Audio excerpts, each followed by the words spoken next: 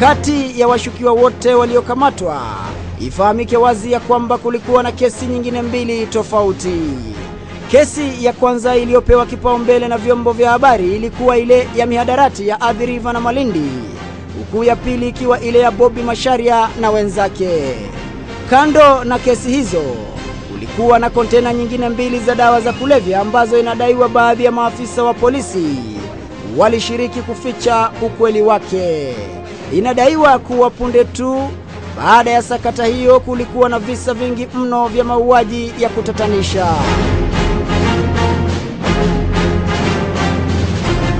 Kulikuwa pia na njama kadhaa za kuficha ukweli. Njama ya kwanza ilikuwa ya kumwadhibu Philip Kipchirchir Murgor, ambaye kwa wakati huo alikuwa kiongozi mkuu wa mashtaka na aliyeonekana kama kikwazo.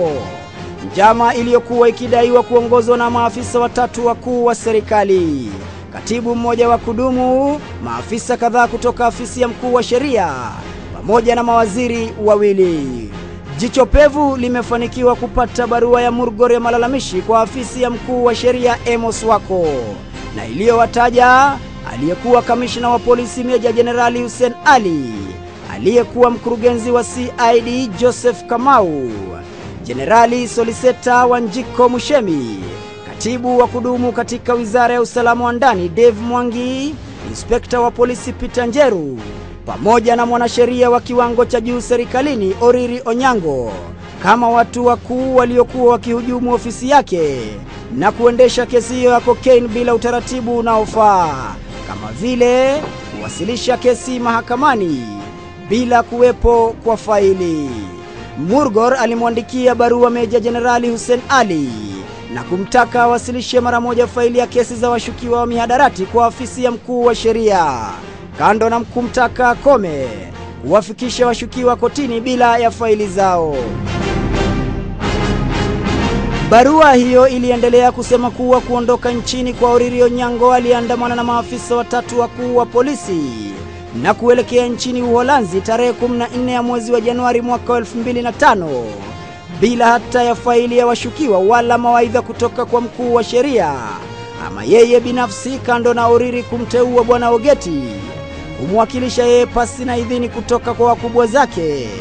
Ni wazi kwamba kulikuwa na mengi yaliyofichika ndani ya kesi hiyo. Anayetajwa na wandani wetu kuhujumu mpangilio mzima wa kesi hiyo si mwingine ila ni John Oriri Onyango. Inakisiwa kuwa Oriri Onyango aliambulia kunyamaza kimya na ushahidi aliyorudi nao kutoka Uholanzi. Ushahidi wa mawaziri husika, nambari za simu zilizokuwa na washukiwa, ripoti kamili ya uchunguzi wa polisi wa Uholanzi iliyokuwa ikiongozwa na Joshem Van Piel, pamoja na uhusiano wao na wafanyakazi wa ngazi za juu serikalini. Oriri anadaiwa kufanya kazi kinyume na afisi ya mkuu wa sheria na badala yake kufanya kazi na idara ya polisi. Jicho pevu lilizama na kuibuka na barua hii kutoka kwa afisi ya rais kupitia afisi ya kamishna wa polisi iliyotiwa saini na WSA Ongayo, na ambayo inabaini wazi ya kwamba jina la Oriri Onyango liliwasilishwa kisiri pamoja na majina ya maafisa wengine watatu wa polisi kusafiri hadi Uholanzi kufanya uchunguzi zaidi. Maafisa hao ni Gideon Kimilu ambaye sasa ni kamanda wa mafunzo wa CID, Peter Njeru na Dominic Mureithi Mate. Je, ni nani kutoka afisi ya rais aliyechapisha barua hii na kutoa amri hiyo? Uamuzi wa kumteua Oriri Onyango kuendesha kesi hiyo ya mihadarati unadaiwa kushinikizwa na mkurugenzi wa jinai Joseph Kamau, kwani kwa wakati huo Murgor alikuwa likizoni. Kwa mujibu wa barua hii, Oriri Onyango alikuwa akitarajiwa kustafu, lakini kwa wakati huo katiba ilikuwa ikiwapa fursa ya kuongezea muda. Barua nyingine ya kustaajabisha ni ile kutoka kwa inspekta wa polisi Peter Njeru akimwandikia Oriri Onyango na kumtaka afahamu kuwa itakuwa vigumu kuleta dawa hizo mahakamani kwa sababu za kiusalama, na badala yake kuwasilisha ombi la kutaka dawa hizo kuchomwa. Hapa ndipo siasa zilipoanza kuchezwa, huku kila mmoja akitaka kuonyesha ubabe wake. vita vipya vikadaiwa kuanza kati ya Meja Jenerali Hussein Ali na Joseph Kamau. Vita vilivyoisha kwa kuondolewa kwa Joseph Kamau baada ya Ali kudaiwa kutishia kujiuzulu. Kwa wakati huo, Philip Murgor anadai kuanza kupokea vitisho kutoka kwa waziri mwenye ushawishi mkubwa aliyemtaka achane na kesi hiyo, kwani mkuu wa sheria alikuwa analishughulikia jambo hilo licha ya kwamba Amos Wako hakuwa nchini. Huku hayo yakijiri, mataifa ya nje yalianza kushinikiza serikali ya Kenya kuwajibika na kukabiliana na ufisadi uliokuwa ukikita mizizi ndani ya serikali, kando na swala zima la mihadarati. Shinikizo hizo zinaaminika kutokana na taarifa zilizokuwa zikitumwa katika mataifa ya nje, kama ilivyobainika katika mtandao wa WikiLeaks. This was one of the tools that was to be used to clear me out. And they succeeded, because I saw in one of the WikiLeaks, I was supposed to have been denied visas to travel because of this drug, not even because of Anglo-Listing. I saw that in the WikiLeaks. Talking of WikiLeaks, I saw another line saying that those who were arrested were just mere scapegoats. Yes, and the real that's the one I'm talking about. The real drug dealer was you. That's what they were saying in WikiLeaks. They didn't say that the real drug dealer was me, but they said that the real drug dealers were protected. Yeah, I enjoy impunity. Enjoyed impunity because of protection. Yes. From a senior minister at the time. People who deal in drugs, see, they are known.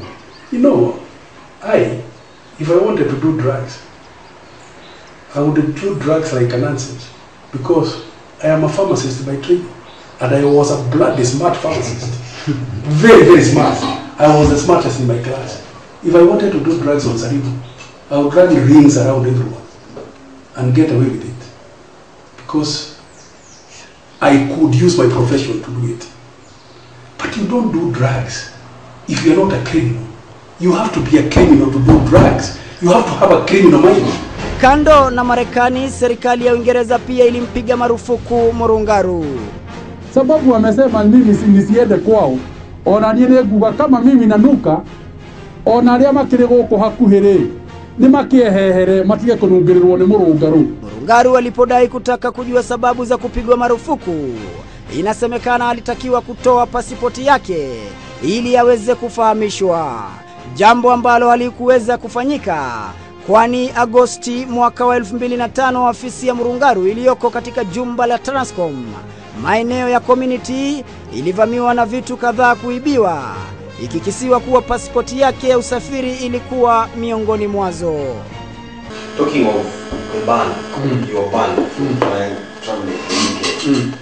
And last time I was not so much in the media. I think it was 2005. 2005, yes. Yes. And what the British were saying, give us your passport.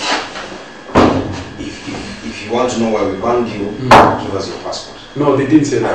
I don't know. That's what I heard from the grapevine. I'm saying this. No, they never said that. They just presented me with a letter from the Home Secretary, my counterpart, when I was in the office of the President, saying that for reasons of public something interest, something like that, we have decided not to give you a visa to travel to the UK. In actual fact, I had a visa at that time, so they cancelled the visa which I had. What they wanted me to do was to give them the visa, the passport, because see, the visa is usually on the passport, so that they could stamp, cancel. And what happened to the passport? It got lost? No. To who? Where would it get lost? I don't know. See, it was a burglary. It was reported as a burglary in the office. No. Okay. I mean, again, that is what is out there. No. Tarehe 25 mwezi wa Mei mwaka 2005, kupitia barua iliyoandikwa na Francis Mudhaura pasi na kuelezwa sababu, Philip Kipchirchir Murgor alifutwa kazi. In a way, I'm relieved, It has been a nightmare working in the office of the Attorney General. We have differed on a number of cases. The two most notorious are the 6.4 billion cocaine case and the Delamere case. Kilichofuatia ni yeye kupokonywa ulinzi na bastola yake, hii ikionekana kama mojawapo ya njia ya kumtia woga, hatua iliyosababisha mkuu wa sheria Amos Wako na Uhuru Kenyatta kumwandikia barua kamishna wa polisi Meja Jenerali Hussein Ali na kumtaka ampe ulinzi wa kutosha Murgor, na afahamu kuwa Murgor alihitaji kuheshimiwa kwani aliwahi kuhudumu katika ofisi kuu ya serikali kama kiongozi mkuu wa mashtaka.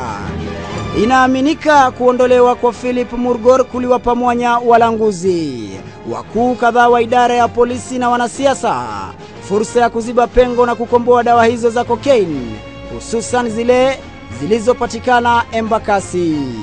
Mapengo yaliyozibwa ni pamoja na polisi kushindwa kuelezea ni nani mmiliki wa dawa hizo, ni nani aliye na boti iliyokamatwa mjini Malindi, ni nani mmiliki wa bohari la Embakasi pamoja na aliyekodesha bohari hilo.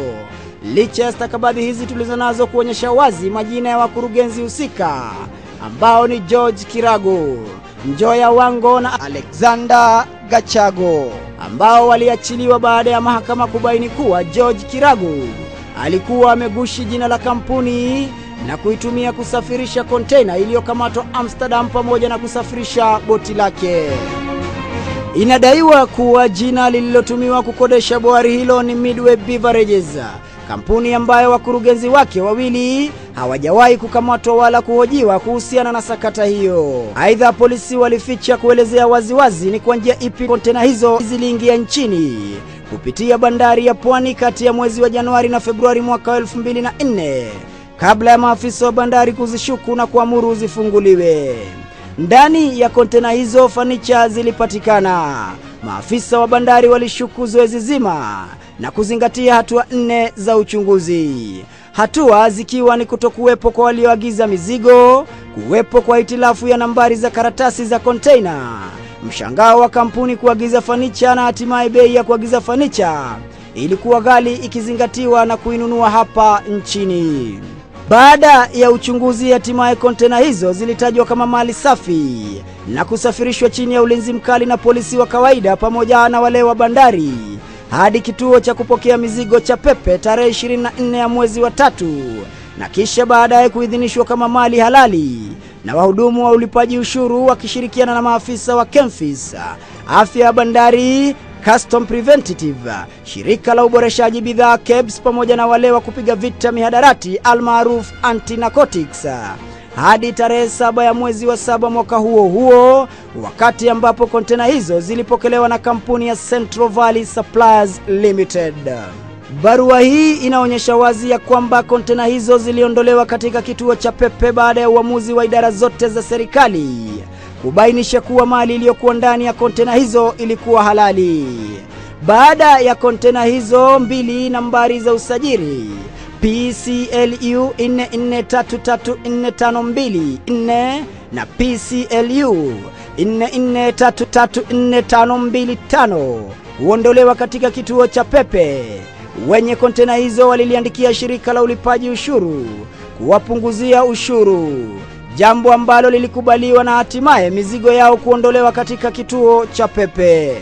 Baada ya miezi kama 6 hivi, kontena hizo zilirejeshwa katika bandari ya Pwani na kusafirishwa tena hadi Antwerp, Ubelgiji, kabla ya kukamatwa tarehe 14 mwezi wa Disemba mwaka wa 2004 huko Antwerp, Ubelgiji na Uholanzi alipokamatwa George Kiragu.